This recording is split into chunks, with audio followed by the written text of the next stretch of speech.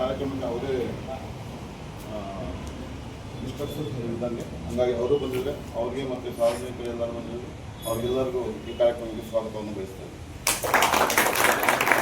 ಅದೇ ರೀತಿಯಾಗಿ ಮಾಧ್ಯಮ ಮಿತ್ರರು ಬಂದಿದ್ದಾರೆ, ಅವ್ರಿಗೂ ಕೂಡ ಸ್ವಾಗತವನ್ನು ಬಯಸ್ತಾ ಇದ್ದೀವಿ.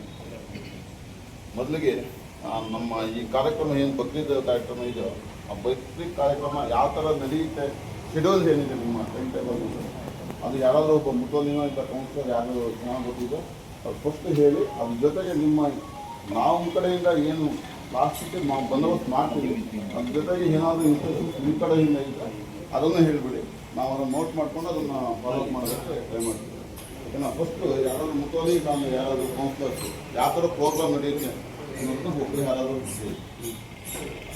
ಹಬ್ಬಗಳನ್ನ ನಾವು ಆಚರಣೆ ಮಾಡ್ತೀವಿ ಸರ್. ಅದರಲ್ಲಿ ಒಂದು ರಂಜಾನ್, ಇನ್ನೊಂದು ಬಕ್ರೀದ್.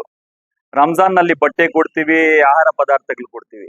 ಈ ಹಬ್ಬದಲ್ಲಿ ಏನಂದ್ರೆ ಬಡವರಿಗೆ ಒಂದು ಮಾಂಸ ಕೊಡುವ, ಅಂದ್ರೆ ನಮ್ಮ ಆ ಕಾಲದಲ್ಲಿ ನಮ್ಮ ಪೈಗಂಬರಲ್ಲ, ಅದ್ರ ಹಿಂದೆ ಆದಮ್ ಅಲೈಹಿಸ್ಸಲಾಂ ಅಂದ್ರೆ ನಮ್ಮ ಎಲ್ರಿಗೂ ಅವರು ತಂದೆ.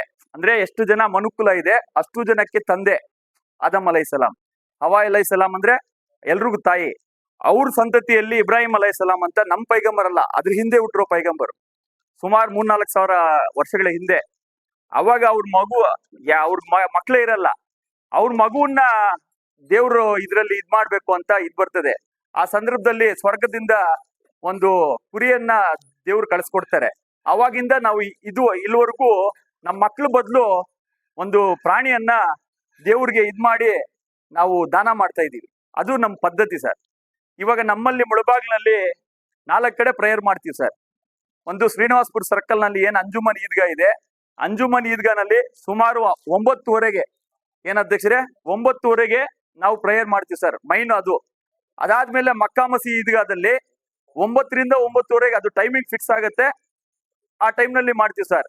ಅದಾದ್ಮೇಲೆ ನಮ್ಮ ಅಹ್ಲೆ ಹದೀಸು ಮಸೀದಿ ಇದೆ, ಅಲ್ಲಿ ಸುಮಾರು 7:30ಗೆ 7:30ನಿಂದ 8 ಗಂಟೆಗೆ ಸರ್ ಅಲ್ಲಿ ಮಾಡ್ತೀವಿ. ಮತ್ತೆ ನಮ್ಮ ಇದಿದೆ ಸರ್ ಮದ್ರಸಾ, ಅರಬ್ಬಿ ಮದ್ರಸಾ ಮುಳಬಾಲ್ ಎಂಟ್ರೆನ್ಸ್ ಇದೆಯಲ್ಲ, ಆ ಎಂಟ್ರೆನ್ಸ್ ನಲ್ಲಿ ಏನೋ ನಮ್ಮ ಮದ್ರಸಾ ಇದೆ, ಅಲ್ಲೂ ಕೂಡ ಪ್ರೇಯರ್ ಮಾಡಿ.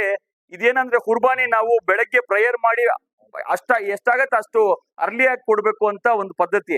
ಇದು ಸುಮಾರು 3 ದಿವಸ ನಾವು ಕೊಡ್ತೀವಿ ಸರ್. ಪ್ರೇಯರ್ ಒಂದೇ ದಿವಸ ಮಾಡ್ತೀವಿ, ಕುರ್ಬಾನಿ 3 ದಿವಸ ಕೊಡ್ತೀವಿ. ಆದ್ರೆ ಒಂದೇ ದಿವಸ 4 ಕಡೆ ಪ್ರೇಯರ್ ಮಾಡ್ತೀವಿ. ಗ್ರಾಮೀಣ ಭಾಗದಲ್ಲಿ ಅವ್ರವ್ರ ಊರುಗಳಲ್ಲಿ ಮಾಡ್ಕೊಂತಾರೆ, ನಗರ ಭಾಗದಲ್ಲಿ 4 ಕಡೆ ಮಾಡ್ತೀವಿ. ಒಂದು ಅಂಜುಮನ್ ಈದ್ಗಾ, ಒಂದು ಮಕ್ಕಾ ಈದ್ಗಾ, ಇನ್ನೊಂದು ಮದ್ರಸಾ, ಆಲೆ ಹದೀಸು, ನಮ್ಮ ಈದ್ಗಾ, ಈ 4 ಕಡೆ ಮಾಡ್ತೀವಿ ಸರ್. ಈ ಟೈಮಿಂಗ್ಸು ಅದು 8 ಗಂಟೆಗೆ ಆಲೆ ಹದೀಸ್ ಈದ್ಗಾನಲ್ಲಿ ಇರ್ತದೆ, 9 ಗಂಟೆ 9:30ಗೆ ಮಕ್ಕಾ ಮಸೀದಿ ಈದ್ಗಾ, ಆ 9:30ಗೆ ನಮ್ಮ ಅಂಜುಮನ್ ಈದ್ಗಾ, ಸುಮಾರು 7:30-8 ಗಂಟೆಗೆ ಮದ್ರಸಾದಲ್ಲಿ ಮಾಡ್ತೀವಿ. ಇದು ಮುಳಬಾಗ್ಲು ನಡೆಯುವ ಕಾರ್ಯಕ್ರಮ ಸರ್. ಈ ಒಂದು ಕಾರ್ಯಕ್ರಮಕ್ಕೆ ನಮ್ಮ ಏನ್ ಹಬ್ಬ ಇದೆ, ನಾವು ಪ್ರತಿ ಹಬ್ಬಕ್ಕೂ ಸಂಕ್ರಾಂತಿ ಇಲ್ಲಿ, ನಮ್ಮ ಗಣೇಶ ಚತುರ್ಥಿ ಇಲ್ಲಿ, ಕ್ರಿಸ್ಮಸ್ ಇಲ್ಲಿ, ನಾವೆಲ್ಲ ಮುಳಬಾಗ್ನಲ್ಲಿ ಒಂದಾಗಿ ಎಲ್ಲರೂ ಸೇರ್ಕೊಂಡು ಬಹಳ ಯಶಸ್ವಿಯಾಗಿ ಕಾರ್ಯಕ್ರಮ ಮಾಡ್ಕೊಂಡು ಎಲ್ಲ ಹಬ್ಬಗಳು ಮಾಡ್ಕೊಂಡು ಬರ್ತಾ ಇದೀವಿ. ಸಂಕ್ರಾಂತಿಯಲ್ಲಿ ನಮ್ಮ ಕೇಸರಿ ಶಂಕರಣ್ಣ ಅವರೇ ಇದ್ದಾರೆ ಕೇಳಿ, ಎಲ್ಲರೂ ನಾವು ಜೊತೆಗೂಡಿ ಅದರಲ್ಲಿ ಶಾಂತಿಯುತವಾಗಿ ನಮ್ಮ ಹಬ್ಬ ನಡಿಬೇಕಂತ ನಾವೆಲ್ಲ ಒಂದಾಗಿ ಮಾಡಿದೀವಿ. ನಮ್ಮ ಕೇಸರಿ ಶಂಕರಣ್ಣಗೆ ಒಂದು ನಾವು ಸೆಲ್ಯೂಟ್ ಇಡಬೇಕು. ಯಾಕಂತ ಹೇಳಿದ್ರೆ ಅವರು ಮೀಲಾದ್ ಹಬ್ಬದಲ್ಲಿ ಸುಮಾರು 3-4 ಜನ ಪಾಪ, ನಮ್ಮ ನಂದಕಿಶೋರ್ ಅವರು, ನಮ್ಮ ಶಕ್ತಿ ಅಣ್ಣ ಅವರು, ನಮ್ಮ ಕೇಸರಿ ಶಂಕರಣ್ಣವರು ಎಲ್ಲ ಸೇರಿ ನಾವ್ ಹೆಂಗ್ ಸಂಕ್ರಾಂತಿಗೆ ನಾವು ಹೆಂಗ್ ಬರ್ತೀವಿ, ಹೆಂಗ್ ನಾವು ಅವ್ರಿಗೆ ಸಾಥ್ ಕೊಡ್ತೀವಿ, ಅದೇ ರೀತಿ ಅವರು ಪಾಪ ನಮ್ಮ ಸೋಮೇಶ್ವರ ಪಾಳ್ಯದಲ್ಲಿ ಬಂದು ಸೇರ್ಕೊಂಡು ನಮ್ಮ ಜೊತೆಯಲ್ಲಿ ಮೆರವಣಿಗೆಯಲ್ಲಿ ಸಾಗಿ ಒಂದು ಸೋದರತ ನಾವು ಭಾರತೀಯರೆಲ್ಲ ನಾವು ಒಂದಾಗಿದ್ದೀವಿ ಅಂತ ಒಂದು ಮೆಸೇಜ್ ಸಮಾಜಕ್ಕೆ ಕೊಟ್ಟಿದ್ದಾರೆ. ಅವ್ರಿಗೂ ನಮ್ಮೆಲ್ಲ ಸಮುದಾಯದ ಪರವಾಗಿ ನಮ್ಮ ಶಕ್ತಿಯಣ್ಣವ್ರಿಗೆ, ನಮ್ಮ ಕೇಸರಿ ಶಂಕರಣ್ಣ ಅವ್ರಿಗೆ ಎಲ್ರಿಗೂ ಧನ್ಯವಾದ ತಿಳಿಸ್ಬೇಕು. ಯಾಕಂತ ಹೇಳಿದ್ರೆ ಯಾರು ಒಳ್ಳೆ ಕೆಲಸ ಮಾಡ್ತಾರೆ ಅವ್ರು ನಾವು ಗುರ್ತಿಸ್ಬೇಕು. ಯಾಕಂತ ಹೇಳಿದ್ರೆ ಎಲ್ರೂ ಬರ್ಬೇಕು. ಯಾಕಂತ ನಮ್ಗೋಸ್ಕರ ಮಾಡೋದಲ್ಲ, ಎಲ್ರಿಗೋಸ್ಕರ ಮಾಡೋದು. ಯಾವುದೇ ಹಬ್ಬ ಇಲ್ಲಿ ಸರ್, ಇಸ್ಲಾಂ ಧರ್ಮದಲ್ಲಿ 4 ಜನಕ್ಕೆ ಅನುಕೂಲ ಆಗೋ ಹಬ್ಬಗಳೇ, ಏನ್ ಅದ್ರಲ್ಲಿ ಅನಾನುಕೂಲ ಇರಲ್ಲ. ದಾನ ಧರ್ಮಗಳು ಮಾಡೋದೇ. ಇವಾಗ ರಂಜಾನ್ ಇದ್ರೆ ಅದ್ರಲ್ಲೂ ದಾನ ಧರ್ಮಗಳೇ ಇರ್ತವೆ, ಬಕ್ರೀದ್ ಅಂದ್ರೆ ಕೂಡ ದಾನ ಧರ್ಮಗಳು ಇರ್ತವೆ. ಅದಕ್ಕಾಗಿ ಈ 2 ಹಬ್ಬಗಳು ನಮ್ಗೆ ಮುಖ್ಯವಾಗಿರ್ತವೆ. ಈ 2 ಹಬ್ಬಕ್ಕೂ ನೀವು ಮೊದ್ಲಿಂದ ನಮ್ಗೆ ಸಹಕಾರ ಕೊಟ್ಕೊಂಡು ಪೊಲೀಸ್ ಸಹಕಾರದಿಂದ ನಾವು ಮಾಡ್ಕೊಂಡು ಬರ್ತಾ ಇದೀವಿ.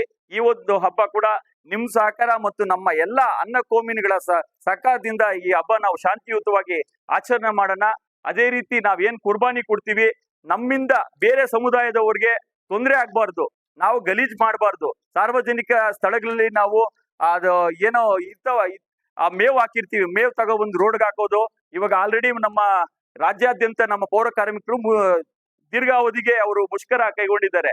ಅವರು ಕ್ಲೀನ್ ಮಾಡಕ್ಕೆ ಇರ್ತಾರೋ ಇರಲ್ಲ ಗೊತ್ತಿಲ್ಲ. ಆದ್ರೆ ನಾವು ನಮ್ಗೇನು ಅಲ್ಲಿ ಗಲೀಜಿ ವೇಸ್ಟ್ ಏನಿರ್ತದೆ ಅದನ್ನ ನಾವೇ ಜವಾಬ್ದಾರಿಯುತವಾಗಿ ಎಲ್ಲೋ ಮನೆ ಮೂಲದಲ್ಲಿ ಇಡ್ರಿ. ಯಾಕಂದ್ರೆ ಮುನ್ಸಿಪಾಲಿಟಿ ಅವ್ರು ಬರೋದು ಇನ್ನ ಸ್ವಲ್ಪ ದಿನ ನಿಧಾನ ಆಗ್ಬೋದು. ಅವಾಗವರೆಗೂ ನೀವು ಬೀದಿಗೆ ಆಗ್ಬೋದು, ಬೀದಿಯಲ್ಲಿ ಕೋಳಿಗಳು ಎಳಿಯೋದು, ನಾಯಿಗಳು ಎಳಿಯೋದು ಇದೆಲ್ಲ ಮಾಡೋದು ಬೇಡ. ಯಾಕಂತ ಹೇಳಿದ್ರೆ ಇಸ್ಲಾಂ ಅಂದ್ರೆ ಒಂದು ಶಾಂತಿಯುತ ಧರ್ಮ, ಮತ್ತೆ ಕ್ಲೀನಿಂಗ್ ಇಂಪಾರ್ಟೆಂಟ್. ಇಸ್ಲಾಂ ಧರ್ಮದಲ್ಲಿ ಕ್ಲೀನಿಂಗ್ ಇಂಪಾರ್ಟೆಂಟ್. ಅದಕ್ಕೆ ನಮ್ಮಿಂದ ಬೇರೆಯವ್ರಿಗೆ ತೊಂದರೆ ಆಗ್ಬಾರ್ದು.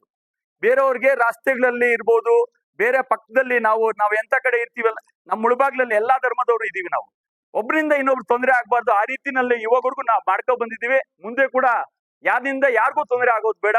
ಅದಕ್ಕಾಗಿ ನಾವು ಕ್ಲೀನಿಂಗ್ ಮೈಂಟೈನ್ ಮಾಡ್ಬೇಕು, ಬೇರೆಯವ್ರಿಗೆ ತೊಂದರೆ ಆಗ್ಬಾರ್ದು. ಅದೇ ನಾವು ಯಾವ್ದು ಇದು ನಾವು ಕುರ್ಬಾನಿ ಕೊಡ್ತೀವಿ ಪ್ರಾಣಿಗಳನ್ನ, ಅದನ್ನ ಯಾರು ದಯವಿಟ್ಟು ಸೋಷಿಯಲ್ ಮೀಡಿಯಾನಲ್ಲಿ ಹಾಕ್ಬಾರ್ದು.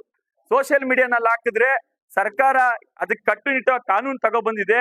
ಅದು ಸುಮ್ಮನೆ ಅದು ಪ್ರಾಬ್ಲಮ್ ಆಗ್ತದೆ. ದಯವಿಟ್ಟು ಎಲ್ರಿಗೂ ನಾನು ಮನವಿ ಮಾಡ್ಕೊಳ್ಳೋದಿಷ್ಟೇ, ಯಾವುದೇ ಪ್ರಾಣಿ ಇರ್ಲಿ ನೀವು ದಯವಿಟ್ಟು ಅದನ್ನ ಸೋಷಿಯಲ್ ಮೀಡಿಯಾನಲ್ಲಿ ಹಾಕಕ್ ಹೋಗ್ಬೇಡ್ರಿ.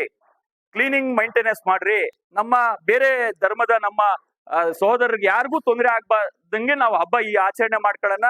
ನಮ್ಮ ಪೊಲೀಸ್ ಇಲಾಖೆಯ ಸಂಪೂರ್ಣ ಸಹಕಾರ ನಮ್ಗಿರುತ್ತೆ ಅಂತ ನಾನು ಆಶಿಸ್ತಾ, ನಮ್ಮ ಕೇಸರಿ ಶಂಕರಣ್ಣ ಅವರು ಮತ್ತೆ ಬೇರೆಯವರೆಲ್ಲರೂ ಇದ್ದಾರೆ ಮಾತಾಡೋರು, ನನ್ನ ಮಾತಾಡ್ಲಿಕ್ಕೆ ಅವಕಾಶ ಮಾಡಿಕೊಟ್ಟ ಪೊಲೀಸ್ ಇಲಾಖೆಯವ್ರಿಗೂ, ನಮ್ಮ ಎಲ್ಲ ನೋಡಿ ಪಾಪ ನಾವು ಕರೆದ್ರೆ ಎಲ್ರು ಸುಮಾರು ಜನ ಬಂದ್ ಕೂತ್ಕೊಂಡಿದ್ದಾರೆ. ನಿಮ್ಮೆಲ್ರಿಗೂ ಧನ್ಯವಾದ ತಿಳಿಸ್ತಾ ನನ್ನ ಈ ಮಾತನ್ನು ಮುಕ್ತಾಯ ಮಾಡ್ತೀನಿ. ನಮ್ಮ ವಿಶೇಷವಾಗಿ ನಮ್ಮ ಸತೀಶ್ ಸರ್ಗೆ, ನಮ್ಮ ಅಣ್ಣಯ್ಯ ಸರ್ಗೆ, ನಮ್ಮ ಅಡಿಷನಲ್ SP ಸಾಹೇಬ್ರಿಗೆ, DYSP ಸಾಹೇಬ್ರಿಗೆ, ನಮ್ಮ ಎಲ್ಲ ಸಮುದಾಯದ ವತಿಯಿಂದ ನಮ್ಮ ಎಲ್ಲ ನಗರದ ಸಾರ್ವಜನಿಕರ ಪರವಾಗಿ ಏನ್ ನಮ್ಮ ಅಡಿಷನಲ್ SP ಸಾಹೇಬ್ರು ಬಂದಿದ್ದಾರೆ ಅವ್ರಿಗೆಲ್ಲರೂ ಪರವಾಗಿ ನಾನು ಧನ್ಯವಾದ ತಿಳಿಸ್ತಾ ನನ್ನ ಮಾತನ್ನು ಮುಕ್ತಾಯ ಮಾಡ್ತೀನಿ. ಜೈ ಹಿಂದ್, ಜೈ ಕರ್ನಾಟಕ.